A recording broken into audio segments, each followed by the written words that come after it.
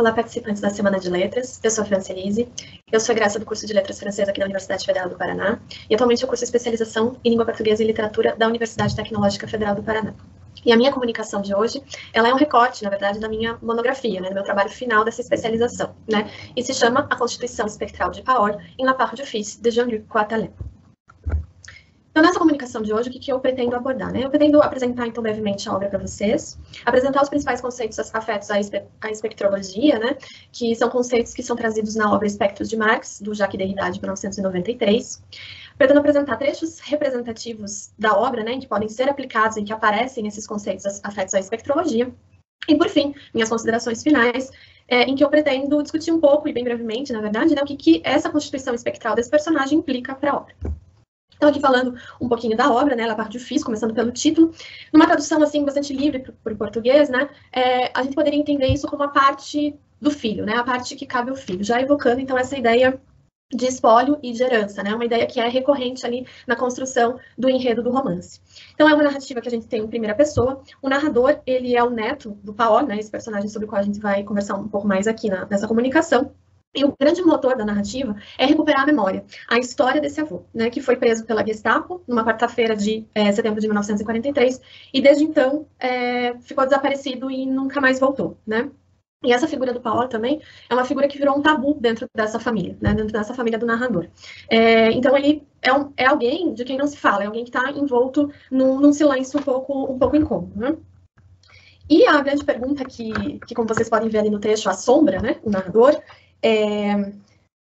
e no original é utilizado esse verbo mesmo, assombrar, o hanter em francês, era quem que era esse avô, quem que era essa figura, e principalmente por que ele foi preso, por que ele foi levado pelos nazistas. Então, a gente tem durante a narrativa essa reconstrução dessa história do Paul, a partir de uma perspectiva de investigação, de trabalho que mistura um pouquinho de uma característica mais detetivesca e uma característica de trabalho de reconstrução histórica mesmo, de uma investigação de historiador, que também vai figurar no romance. Então, o narrador ele vai relatar as pesquisas dele em arquivos públicos, arquivos familiares, Então, a gente tem presença de alusões a documentos, muitas alusões a fotografias, como a gente vai ver. Ele vai relatar também as visitas que ele faz a museus, a memoriais, vai citar muitas vezes obras que ele pesquisou e que versam sobre a Segunda Guerra, e vai demonstrar também o que ele consegue das coletas de relatos de testemunhas, E a partir justamente de uma testemunha que ele consegue, enfim, desvelar esse motivo pelo qual o Paul foi preso, e, enfim, foi preso pelos nazistas.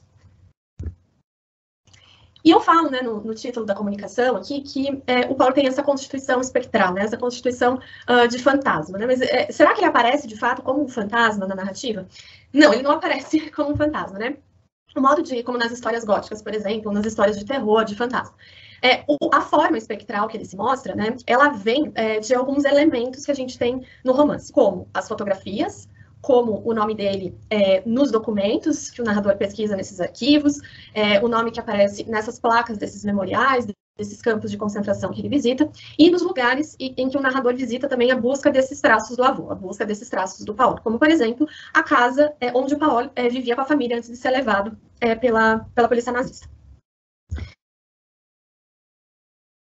Dito isso, então, eu apresento agora para vocês algumas das características desse espectro, dessas aparições espectrais. Sempre seguindo o trabalho aqui, Espectros de Marx, como eu já falei, do Jacques Derrida. A primeira característica do espectro é a sua compreensão abstrata, Então, o autor traz que para que haja fantasma, é preciso um retorno ao corpo, mas é um corpo mais abstrato do que nunca, O espectro, para o Derrida, ele se constitui na frequência de uma visibilidade do invisível. Por que uma visibilidade do invisível? Porque essa visibilidade, ela está colocada além do ente que ela mostra, Porque o espectro não é algo em si, ele é algo que nós imaginamos ver. Então, aqui para exemplificar um pouquinho, eu trago as características da fotografia, que, como eu falei, é algo que não se mostra, de fato, no romance, Não há fotografias em si no romance, mas muitas fotografias são descritas pelo narrador no romance, E para o Roland Barthes, a fotografia, de um modo um pouco terrível, ela sempre contém o retorno do morto, E quando você posa, o Barthes traz que quando você posa para uma foto, você se transmuta em objeto, de sujeito para objeto. Você se torna, então, verdadeiramente espectro. Por que verdadeiramente espectro? Porque você se transforma em um corpo-imagem, que é pesado, imóvel, obstinado, com o qual você, você na sua subjetividade, e que gera esse corpo-imagem, leve, dividido, disperso, jamais vai coincidir, né? Você coincide naquele momento específico, depois você da foto, depois você não coincide mais, né? Já para Susan Sontag, né, nessa mesma linha, né, a fotografia é tanto uma pseudo-presença quanto uma prova de ausência, né? Então, aqui também essa presença, que é uma presença falsa, né, que é uma presença que só sugere aquela figura que ela demonstra, né, nessa abstração. E o nome também, que é algo que é bastante recorrente no romance, né, que a gente vai ver depois nos trechos, né, o nome do Paulo, que sempre vai aparecer, sempre vai causar um certo susto no narrador, né, o Bourdieu traz que o nome também é uma abstração daquilo que designa, né, isto é, a pessoa, né, porque a pessoa, ela está em constante mutação, né, e o nome não, o nome é que ela também é tipo um corpo-imagem, né, essa figura muito, essa complexão muito fixa, né, que igualmente não descreve características e não fornece informações sobre aquilo que designa, daí a sua abstração. Então, vejam essa característica abstrata da fotografia e do nome, que está muito vinculada a essa abstração da própria figura do espectro, né? Ademais, o espectro, ele sempre, quando ele aparece, causa uma sensação de incômodo, né? Então, Derrida traz, né? Essa visita do espectro não se caracteriza sempre pelo momento de uma aparição generosa ou uma visão amigável. Pode significar inspeção severa ou perquisição violenta. Então, a figura do Paulo, a gente já viu lá no primeiro trecho, né? Ela sempre gera muitas perguntas no narrador, ela sempre obsidia o narrador, né? O questiona de alguma forma, né? A gente vai ver nos trechos depois. E o atormenta, né? Então, várias vezes na narrativa, o narrador, ele se sente um traidor, né? Ele sente culpa por tentar romper com esse silêncio que envolve a figura do avô, a figura do Paulo, e tentar contar essa história. Então, a culpa, o incômodo, sempre está muito presente na narrativa. E, por fim, o tempo do espectro, para o Derrida, é um tempo out of joint, né? É um tempo fora dos seus eixos. Um tempo não de junções negadas, quebradas, maltratadas, disfuncionantes, desajustadas, mas em um tempo sem junção assegurada, nem conjunção determinada. Então, quando o espectro aparece, né, a gente tem uma coabitação de tempos, né? É como se o passado, o presente e o futuro estivessem misturados, né? Então, o aparecer do espectro, ele não pertence a este tempo. E aqui eu trago de novo uma característica do nome, né, para o Bourdieu, né, nessa linha de estar fora do tempo, né, que o nome também é algo que se descola do tempo e do espaço, né, porque é uma instituição que tenta assegurar, então, a esses indivíduos múltiplos, né, que estão em constante mutação, sua constância e identidade consigo mesmo e através do tempo. E a fotografia também tem essa característica de estar um pouco fora do tempo, né, para Susan Sontag, né, sempre quando a gente olha uma fotografia, é uma tentativa de se acercar de outra realidade. Então, se a gente tem essa coexistência ali no presente, de estar em contato com algo que aconteceu no passado, né? E ter uma certa expectativa ali, né? Agora, então, eu trago alguns trechos do romance, né, em que a gente pode verificar essas características espectrais. Então, os primeiros aqui referentes à observação que o narrador faz de algumas fotografias. Então, o primeiro deles. Quais foram... Ele está olhando para uma fotografia do avô, uma fotografia do Paulo. Quais foram seus gostos, seus desejos? Eu tinha dessa figura alguns traços, hábitos, gestos familiares? Eu era um pouco ele e ele já era eu? Eu também não tinha essa mania de isolamento, essa propensão para o silêncio? Quem era esse tenente em seu uniforme de pano, sua imagem refletida no quadriculado dos arrosais? Então, veja, a gente tem esse narrador olhando essa fotografia e essa fotografia despertando, né, essas perguntas a respeito do avô que está sendo visto naquela fotografia, né? Então, essa inquirição, né, esse questionamento que esse avô, né, que está nessa forma espectral fotográfica, faz para o seu neto, né? E não é a única vez que isso aparece no romance. Em outros trechos também surgem, né, emergem essa quantidade de perguntas que tentam se acercar dessa personalidade desse avô, né? Porque a fotografia também não vai te dizer nada, né? Como nome, ela não vai te dizer nada. Ela tem um corpo-imagem ali, e esse corpo-imagem espectral vai demandar, vai fazer essas perguntas para o narrador tentar desvendar essa figura, né? Essa figura abstrata ali, fotográfica. E existe uma fotografia que o narrador não tem do avô, né? Que é uma fotografia perto da data em que ele falece, né? Que é com 45 anos. E tem um momento do romance que ele vai visitar o campo de Dora, na Alemanha, né, o campo de concentração, e que ele fica se perguntando se por acaso essa fotografia dele, do avô, né, com 45 anos, não pode surgir na exposição, né, e olha o que vem no trecho, né. E se ocorria o risco de que seu rosto surgisse na exposição comemorativa da entrada ou no livro do memorial, sua matrícula subitamente legível designando um confronto tão esperado quanto temido, é porque eu ali estava e me persuadia para acompanhá-lo através dos anos, né. Então, a gente vê que esse encontro, né, com esse avô aos 45 anos, né, na idade de sua morte, era um risco que o narrador precisava correr, né.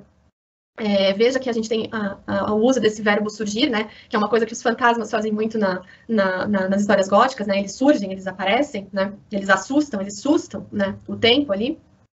de quem vê esse fantasma. Então, esse campo lexical que também conversa um pouco com essas histórias de fantasma, a gente vai ver nos próximos trechos um pouco mais sobre isso, mas também esse confronto, né, esse confronto que ele esperava, mas que ele temia. Ele queria ver o avô com 45 anos, mas ele também temia isso, né? Então, esse aspecto do espectro, que é esse aspecto de incômodo, de desconforto, de você ser tirado dessa zona em que você está confortável, né, disso te incomodar. Agora, alguns trechos referentes ao elemento do nome, né? Então, aqui o primeiro trecho é quando o narrador ele encontra o nome do Paul em uma ficha que ele está procurando em um dos arquivos que ele visita, que é o arquivo do Finisterre. E essa ficha, ela está classificada num lugar errado, né? Ela está numa pasta errada, por assim dizer. Né? Ela não está na pasta dos franceses, ela está na pasta dos estrangeiros. E ele está procurando lá meio por acaso, e daí ele acaba se deparando, então, com a ficha do avô. Então, como é que ele descreve esse encontro, né? O nome deslizou, se concretizou, apareceu no alto de uma das folhas, tal qual escolho o dele. Então, veja, né, novamente, esses verbos que têm muito a ver com essas aparições de fantasmas, né, o deslizar, o se concretizar, o aparecer, né, e também esse aspecto de susto, né, de incômodo, né, tal qual um escolho. Então, é comparado como se ele estivesse navegando, né, esse é um vocabulário muito marítimo, né, que também está presente, esse campo lexical marítimo de navegação que está presente no romance também, né, desse escolho, desse rochedo, né, então pense você navegando tranquilamente ali e aparece do nada um rochedo, então o incômodo, o susto, né, o medo que isso causa. E no outro trecho, ele vê o nome do avô presente numa placa de um dos memoriais que ele visita. É uma placa de vidro, né? E ele escreve assim: flutua ali na transparência, no meio de um enxame em suspensão. Sílabas sobreviventes que o designam e o concretizam outra vez. Novamente, né? Esse flutuar, que é muito próprio do fantasma, de estar suspenso, né? E que se concretizam na frente dos olhos do narrador, né? E no meio de um enxame, né? O que é um enxame de abelhas? Não sei se alguém já teve a experiência, mas é uma situação bastante amedrontadora, assim, bastante incômoda, né? Então, novamente, esse elemento do incômodo da aparição do espectro. E agora, por fim, né, eu trago esse tempo fora de seus eixos, que é uma situação, né, experimentada pelo narrador quando ele visita a casa que pertenceu ao avô e à família do avô, né, a avó dele e ao pai dele, né, o pai do narrador. Ele visita essa casa e ele experimenta isso que ele descreve, né? E, de repente, na atmosfera estranha, tudo ali voltou ainda uma vez, numa copresença de tempos, impregnando cada centímetro de parede, de lambris de concreto, dando a crer que o passado estava aprisionado, coagulado, como uma cena que cada átomo de pedra teria gravado, que só precisava para ser revivida, que fôssemos um pouco sensíveis a ela. Então, aqui a parte, né, essa aproximação que é feita também com a revelação fotográfica, né, que pelo menos antigamente, né, precisava de uma superfície sensível, né, para ser revelada a partir do negativo do filme, né? A gente tem, então, esse tempo que é um tempo disjunto, né? Um tempo fora dos seus eixos. Né? Então, a gente tem essa copresença de tempos. Né? Então, esse passado que estava aprisionado naquelas paredes e que ele tem acesso no presente. Né? Então, a gente tem essa junção de presente e passado no mesmo momento. E de futuro também, porque o narrador ele quer desvendar esse avô. Então, ele tem essa expectativa. É por isso que ele foi visitar esse local. Então, a gente tem esse passado, esse presente e essa expectativa, né? Esse futuro, nesse mesmo instante aqui dessa narração. Né? Então, aqui ilustrado esse tempo disjunto do espectral. Né? E é uma atmosfera que é muito estranha, né? Então, é aquilo que vem de fora, né? Que atinge o narrador nesse presente. Então, agora, para terminar as minhas considerações finais. Então, esse espectro, né, que vai se revelar a partir das fotografias, a partir do nome, a partir dos lugares em que ele esteve, que o narrador visita, ele não é só observado, né? Como a gente percebeu ali, né? Ele questiona o narrador, né? E ele demanda a ação desse narrador. Então, esses encontros, eles se fazem muito produtivos, né? E o que esses encontros querem gerar? O que esse espectro demanda? Ele demanda que a sua história seja restituída de alguma forma, né? Para que ele possa, então, retornar da onde ele foi tirado à força, né? E também retornar aos seus, retornar à conversa dos seus, né? Remendando, então, essa história familiar rota, né? Rompida, e deixar ele ir, né? Porque esse silêncio que se fazia ao redor dele acabava mantendo esse espectro aferrolhado, né? Então, o que o romance faz, ao fim e ao cabo, né? Ele faz o trabalho de luto, né? Ele coloca, o narrador vai colocar esse espectro num túmulo, num lugar preciso identificável, o túmulo não vai ficar mais vazio, né? Mesmo que esse retorno, ele se dê de forma simbólica, né? Ele vai, como a gente viu aqui, que eu apresentei mais detidamente, né? Vai no meu espectro, vai falar dele, vai reduzir uma série de gerações conhecidas, e ele vai conversar com essa voz, vai tentar desvendar esses mistérios, essas perguntas que esse espectro faz para ele. E por fim, né? Isso eu trabalho mais na monografia, né? Que infelizmente não vai dar tempo.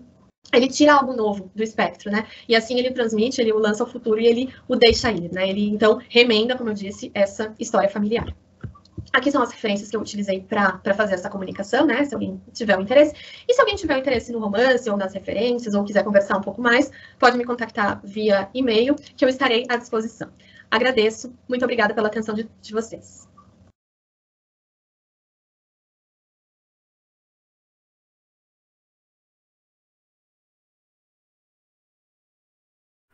Bom dia a todos e a todas. Eu me chamo Gabriel Alfredo, sou estudante do terceiro ano de Letras Português e Espanhol da Universidade Estadual Paulista Júlio de Mesquita Filho. Bom dia a todas e a todos. Eu me chamo Guilherme Tardelli Fujical, graduando do quarto ano em Letras, também em Espanhol, da mesma instituição de ensino. Hoje nós apresentaremos o trabalho intitulado Um Diálogo Intersemiótico entre o Texto Literário e o Audiovisual nas Aulas de Espanhol como Língua Estrangeira. Essa apresentação ela é resultado de uma pesquisa desenvolvida no âmbito da iniciação científica, cuja orientação foi realizada pela professora doutora Kátia Rodrigues Melo Miranda. Bom, a pesquisa ela se propôs, partindo da perspectiva de letramento crítico e considerando o papel da literatura na formação do homem, de acordo com Cândido, desenvolver e aplicar uma sequência didática visando o trabalho significativo com o texto literário nas aulas de espanhol em língua estrangeira. Dentre os objetivos estabelecidos foram estudar e refletir a respeito da abordagem da literatura no ensino de LE, bem como das metodologias e estratégias pedagógicas para tal, selecionar textos literários em língua espanhola e, a partir deles, elaborar propostas didáticas, aplicar essas propostas em aulas de um curso de espanhol LE de nível básico, observar e analisar o processo de aplicação das propostas em sala de aula e, por fim, organizar a partir de produções escritas e visuais dos alunos uma antologia para compartilhamento online. A nossa metodologia de pesquisa se baseou nos pressupostos da pesquisa qualitativa, na ordem de pesquisação. E para o nosso projeto intitulado em espanhol Identidades Latino-Americana, foi pensada uma sequência didática para estudantes do nível básico A1, segundo quadro comum europeu. E em virtude da pandemia, esse projeto, a sua aplicação aconteceu de modo remoto, com encontros síncronos semanalmente e atividades assíncronas durante o primeiro semestre de 2021, mais precisamente no mês de abril, né, Gabriel? Mês de março. Março. Foram 7 semanas pensadas para esse projeto.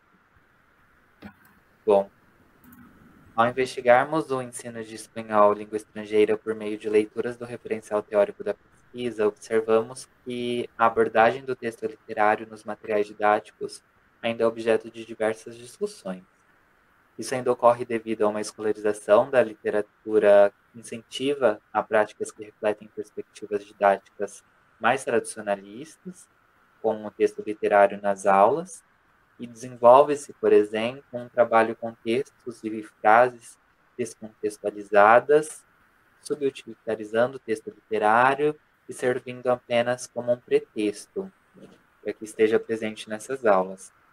Observamos também que a presença da literatura e da interculturalidade nas aulas de espanhol ainda é muito limitada e não admite a enorme possibilidade que se poderia oferecer na apreensão de uma realidade social e cultural de uma determinada sociedade. No caso, nessas são as hispânicas.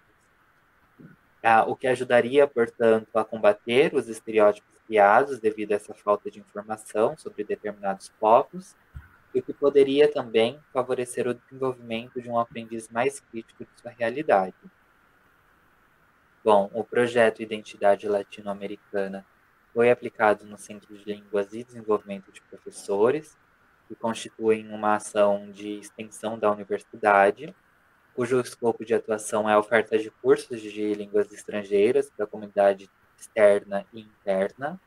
Nesse contexto, os cursos de línguas são ministrados por alunos de licenciatura em letras, e temos a oportunidade de atuar como professores, de desenvolver pesquisa sobre ensino e aprendizagem de línguas e, dessa forma, melhorar a nossa formação docente. É, portanto, um espaço fundamentalmente de extensão universitária, mas, ao mesmo tempo, vinculado ao ensino e à pesquisa.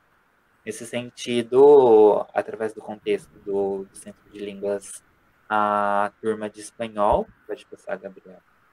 A nossa turma de espanhol de base 1, como eu disse,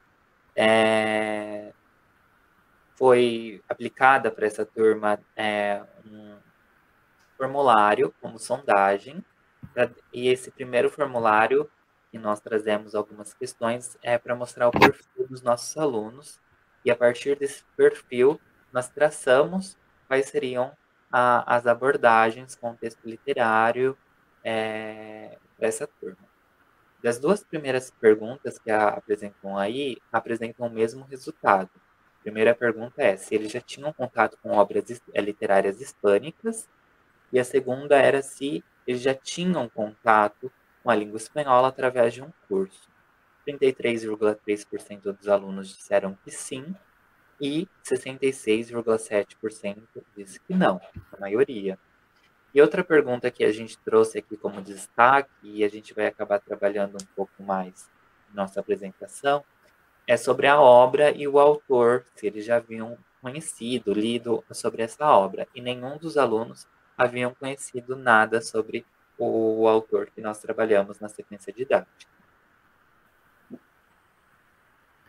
Bom, dentre os objetivos que nós estabelecemos para a elaboração dessa sequência didática, nós colocamos um recorte temático do contexto histórico das ditaduras do século XX aqui na América Latina, mais especificamente ali por volta da década de 60. Nós escolhemos trabalhar com a obra El Libro de los Abrazos, de Eduardo Galeano, como material autêntico. Buscamos incentivar a prática escrita e oral na língua-alvo, no caso o espanhol, e desenvolver os eixos realizadores de leitura, escrita e interculturalidade com os alunos.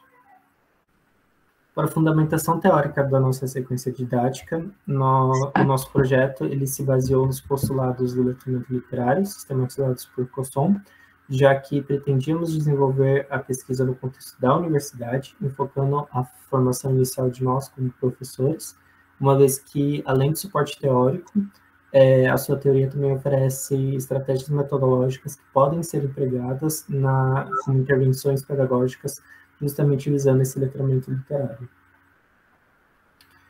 O desenvolvimento, nós utilizamos de músicas com temática comum sobre esses processos ditatoriais, né, e como forma de motivação e contextualização das discussões.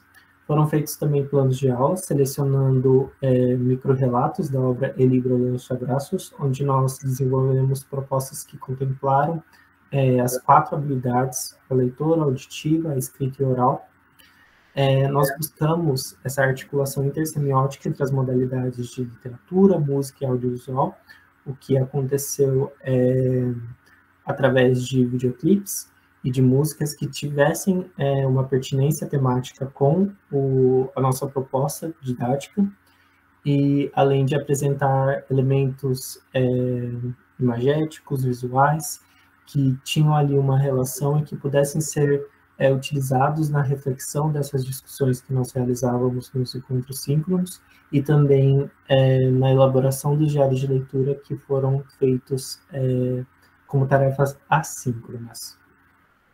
Bom, acerca das tarefas assíncronas, que são os diários de leitura, e pensando nesse diálogo intersemiótico entre o texto literário, eles tinham que fazer a leitura prévia, e depois nas aulas, como motivação para essas leituras prévias, né, para gerar uma discussão nas aulas síncronas, era passado o audiovisual, né, pensando mais especificamente para os diários de leitura, esse diálogo, né, na escrita, ele deveria ocorrer, segundo Machado, com o diário de leitura, um texto produzido pelo leitor, que no caso eram nossos alunos, e na medida que eles fossem fazendo essas leituras, tivessem como objetivo de criar esse diálogo, de conversar com o autor do texto de uma forma mais reflexiva, e essa reflexão surgia tanto por esse diálogo entre o texto literário e entre uma aula e outra com as motivações, que eram as músicas, os videoclipes.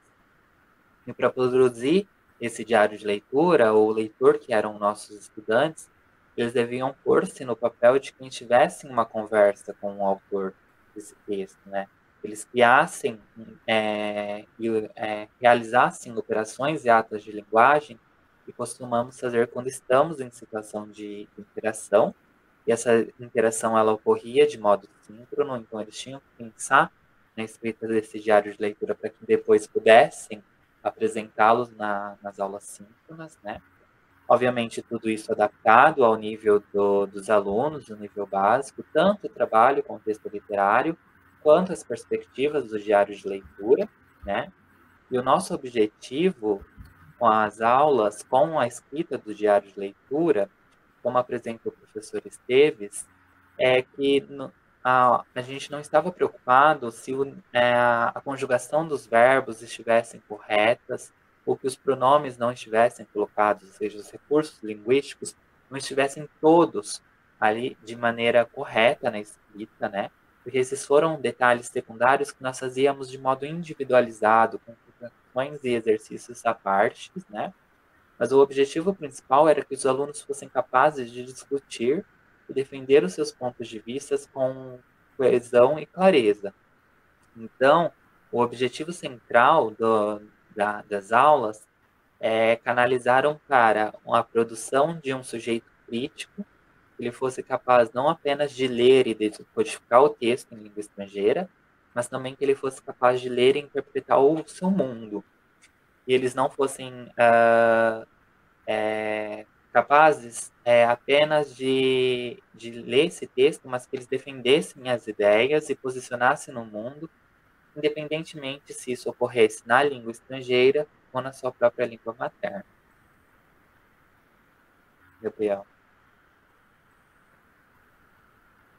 Bom, a nossa pesquisa ela se encontra em fase final e os resultados parciais eles apresentam a prática de ensino no ambiente virtual e seus desafios, assim como evidenciam na produção desses diários de leitura e nos relatos orais a experiência dos estudantes como leitores sociais historicamente contextualizados. Também foi possível enfatizar a importância do trabalho com o texto literário no ensino de espanhol LE, as suas contribuições interculturais entre o Brasil e os outros países sul-americanos hispanofalantes, além de mostrar ser possível trabalhar com textos literários na íntegra e em sua língua de origem, mesmo com turmas de níveis mais iniciantes na língua estrangeira. Aqui seguem as nossas referências e os nossos contatos. Muito obrigado a todos e a todas pela atenção. Até mais.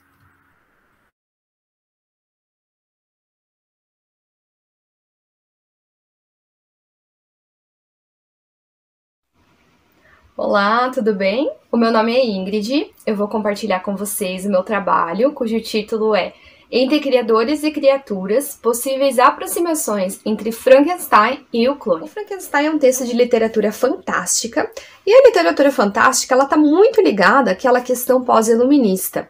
Então, o que acontecia? No iluminismo, havia aquele culto à razão, então mudou muito a relação do ser humano com o sobrenatural, porque o ser humano ele já não acreditava mais naquilo que não pudesse ser racionalizado, naquilo que não pudesse ser explicado pela ciência. Então, o sobrenatural já não tinha mais lugar. E o que faz, então, a literatura fantástica? Dentro da literatura fantástica, existe a presença desse sobrenatural, e esse sobrenatural que não pode ser explicado, que não pode ser racionalizado, ele nos faz vacilar, ele nos faz perder a segurança que nós temos em relação ao mundo real. Bom, feitas então essas primeiras considerações sobre o romance, vamos então conversar sobre O Clone, a telenovela, que coincidentemente agora está sendo reprisada na Globo no horário do Vale a Pena Ver de Novo. Bom, O Clone foi lançado pela primeira vez em 2001, foi ao ar entre 2001 e 2002 em horário nobre, e a telenovela é algo que se enquadra ali na chamada cultura de massa, que é um entretenimento que ele chega nas camadas gerais da população, que atinge um número muito grande de pessoas, e é um entretenimento que tem sido alvo de muitas críticas no meio acadêmico. Por outro lado, outros teóricos, como por exemplo Humberto Eco, saem em defesa da cultura de massa. De acordo com o Eco, a cultura de massa coloca os bens culturais à disposição de todos, tornando leve e agradável a absorção das noções e a recepção de informações. Estamos vivendo numa época de alargamento da área cultural, onde finalmente se realiza a nível amplo, com o concurso dos melhores, a circulação de uma arte e de uma cultura popular. Bom, mas quem são então os criadores? Dentro do romance, o criador é o Victor Frankenstein. Victor Frankenstein, ao contrário da crença popular, não é a criatura. Victor Frankenstein é o cientista, é o criador. E dentro da telenovela, o criador é o cientista Dr. Albieri, que é padrinho do Diogo, irmão gêmeo do Lucas, que falece já no início da novela. Vamos começar então com o personagem da telenovela, com o Dr. Albieri.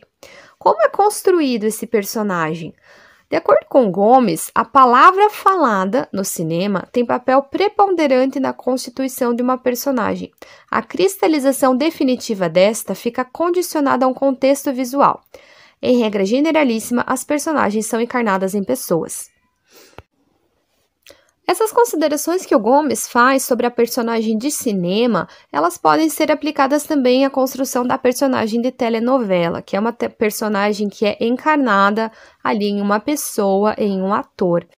Então, assim como no teatro e no cinema, a personagem de telenovela está condicionada ao ator e se constrói na fala.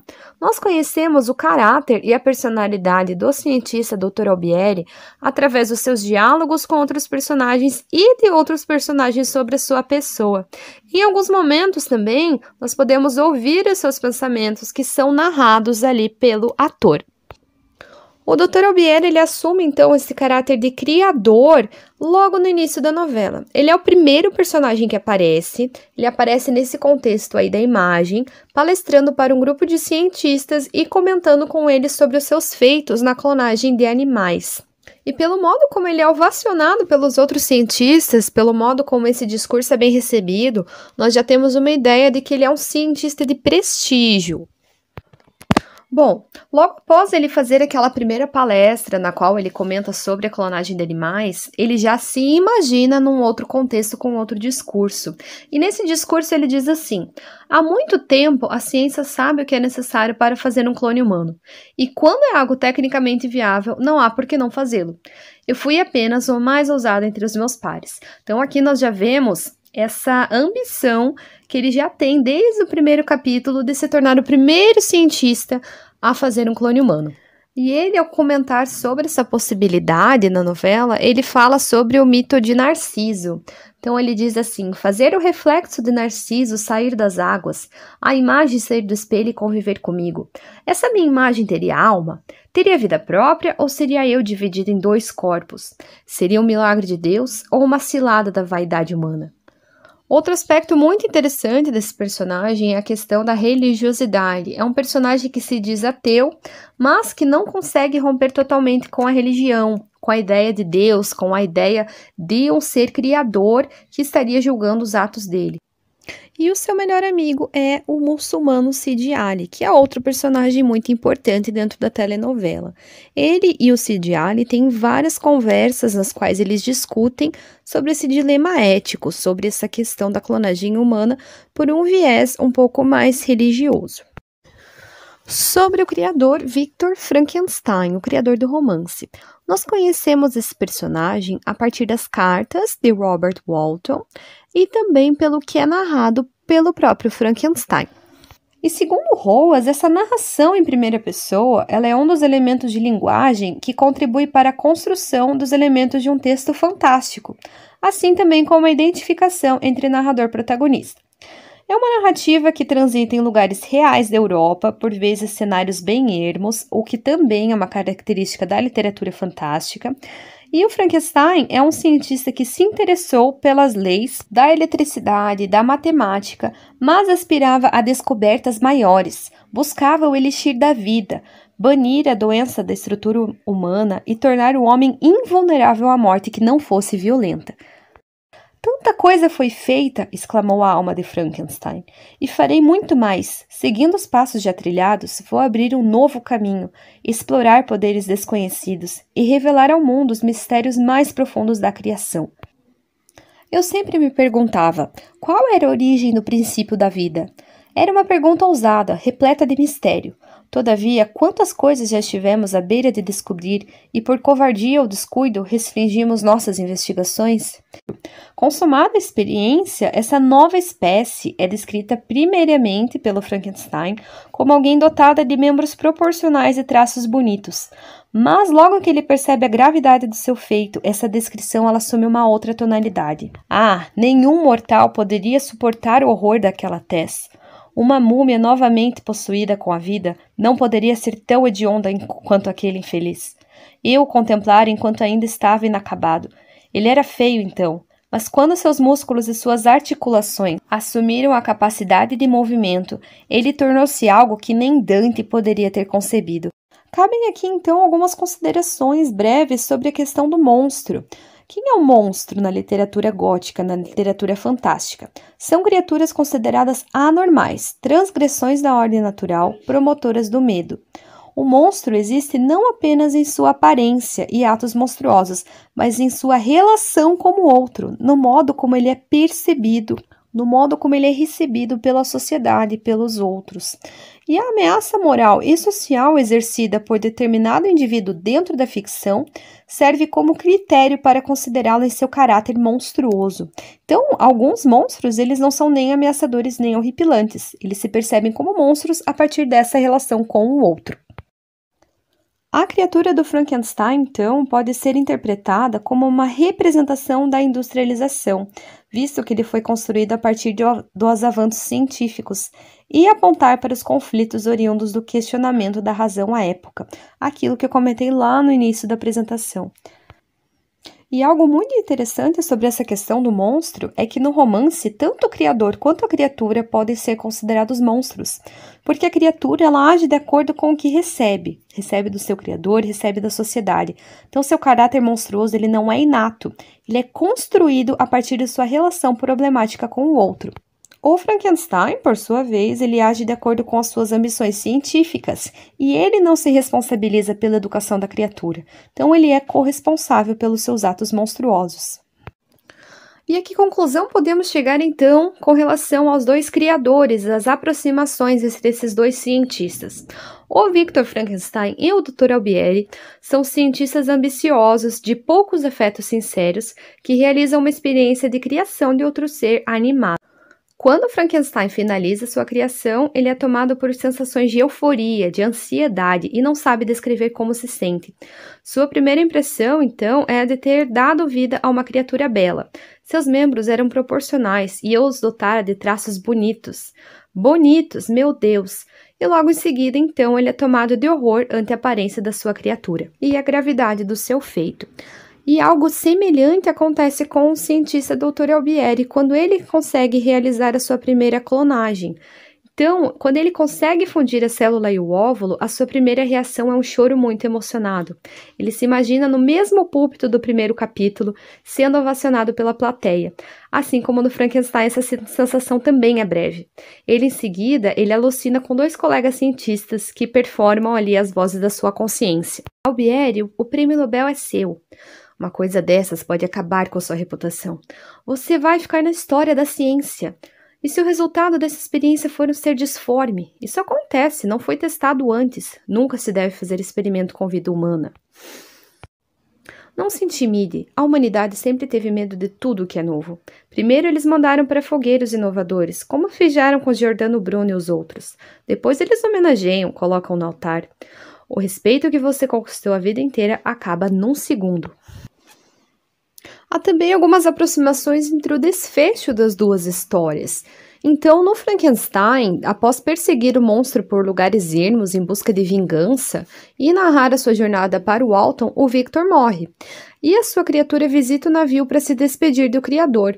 E após desabafar com o Alton, essa criatura salta da janela da cabine e aí logo foi levado pelas ondas, perdendo-se na escuridão e na distância.